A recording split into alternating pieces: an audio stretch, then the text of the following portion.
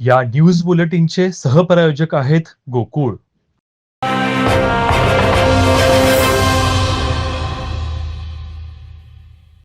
मुंबई गोवा महामार्गावरील भरणी गावाजवळ खेड नगर परिषदेच्या कचरावाहू डंपरनं विद्यार्थ्यांची वाहतूक करणाऱ्या स्कूल बसला जोरदार धडक दिली. या अपघातात सुदैवानं कोणतीही मोठी हानी झाली नसली तरी पालकांमध्ये भीतीचं वातावरण निर्माण झालं आहे. अपघातानंतर काही काळ महामार्गावरील वाहतूक ठप्प झाली होती.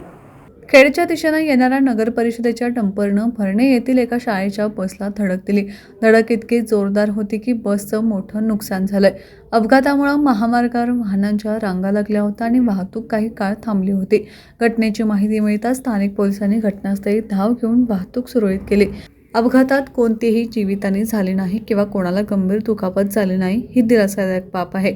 तरीही मुलांची वाहतूक करणाऱ्या बसला डंपरनं धडक दिल्यानं पालकांमध्ये चिंतेचं वातावरण पसरले.